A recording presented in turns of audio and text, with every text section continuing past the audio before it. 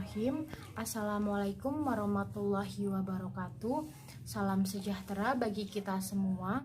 Baiklah, sebelumnya izinkan saya untuk memperkenalkan diri. Saya Monica Windy Fitriani, NIM 7101418215. Saya mahasiswi mata kuliah bimbingan dan konseling yang diampu oleh Pak Afri. Saya membuat video presentasi mengenai tujuan, asas, dan fungsi BK untuk memenuhi tugas akhir. Baiklah, mari kita simak penjelasan mengenai apa saja tujuan, asas, dan fungsi BK. Yang pertama ada tujuan BK. Dalam buku ajar MKDK BK, tujuan BK ada dua, yaitu tujuan umum dan tujuan khusus. Tujuan umum dari BK, bila ditinjau dari perkembangan konsepsi bimbingan dan konseling, maka tujuan bimbingan dan konseling senantiasa mengalami perubahan dari yang sederhana sampai komprehensif. Tujuan umum BK dengan mengikuti pada perkembangan konsepsi BK pada dasarnya adalah untuk membantu siswa mengembangkan diri secara optimal sesuai dengan tahap perkembangan dan predisposisi yang dimilikinya, serta sesuai dengan tuntutan positif lingkungannya. Dalam kaitan ini, maka bimbingan dan konseling membantu siswa untuk menjadi insan yang berguna dalam kehidupan, yang memiliki berbagai wawasan, pandangan, interpretasi, pilihan, penyesuaian, dan keterampilan yang tepat berkenaan dengan diri sendiri dan lingkungannya. Pencapaian tujuan umum bimbingan dan konseling tersebut dalam rangka pengembangan perwujudan keempat dimensi kemanusiaan individu. Dimensi di sini dimaksudkan sebagai sesuatu yang secara hakiki ada pada manusia di satu segi dan di segi lain sebagai sesuatu yang dapat dikembangkan. Dalam kaitan ini, masing-masing gejala mendasar tersebut dapat dirumuskan sebagai dimensi keindividualan atau individualitas, dimensi kesosialan atau sosialitas, dimensi kesusilaan atau moralitas, dan dimensi keberagaman atau religiusitas. Lalu yang kedua ada tujuan khusus. Tujuan khusus bimbingan dan konseling merupakan penjabaran tujuan umum tersebut yang dikaitkan secara langsung dengan permasalahan yang dialami siswa yang bersangkutan sesuai dengan kompleksitas permasalahannya. Masalah yang dihadapi siswa sangat beragam, memiliki intensitas yang berbeda-beda, serta bersifat unik. Dengan demikian, maka tujuan khusus bimbingan dan konseling untuk tiap-tiap siswa bersifat unik pula.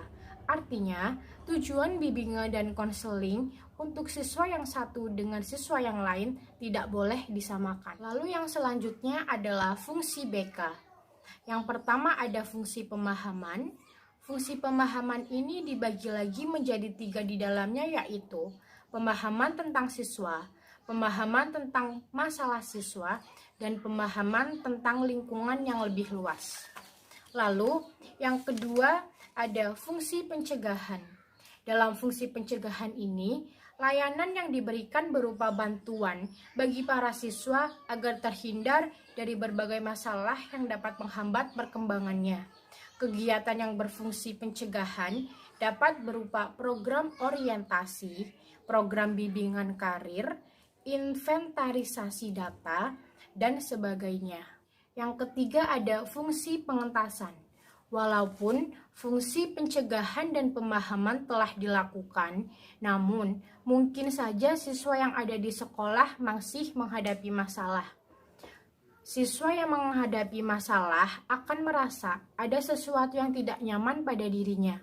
Siswa yang mengalami masalah akan datang pada guru BK dengan tujuan untuk dientaskannya masalah yang tidak mengenakan dari dirinya. Disinilah fungsi pengentasan atau perbaikan itu berperan.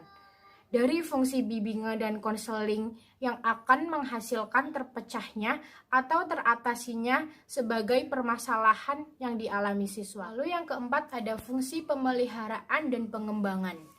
Fungsi ini berarti bahwa layanan bimbingan dan konseling yang diberikan dapat membantu siswa dalam memelihara dan mengembangkan keseluruhan pribadinya secara mantap, terarah, dan berkelanjutan.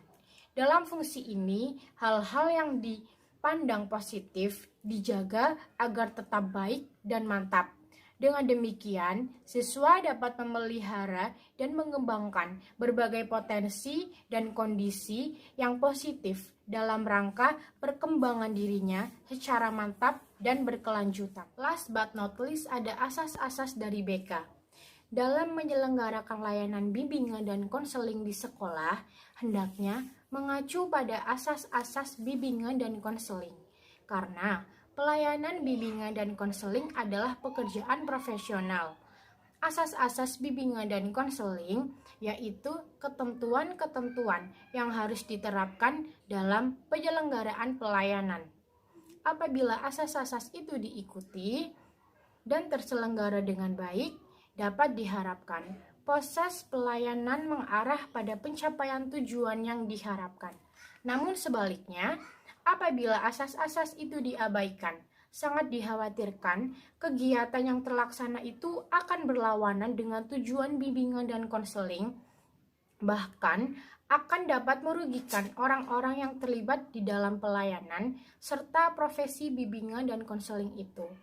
Asas-asas yang dimaksudkan adalah asas kerahasiaan, kesukarelaan, keterbukaan, kekinian, kemandirian, kegiatan, kedinamisan, keterpaduan, kenormatifan, keahlian, alih tangan, dan tutwuri handayani. Baiklah, mungkin itu saja yang bisa saya sampaikan dalam presentasi tugas akhir BK mengenai tujuan, fungsi, dan asas BK. Mohon maaf bila banyak kesalahan, karena kesempurnaan hanya milik Allah Subhanahu wa Ta'ala.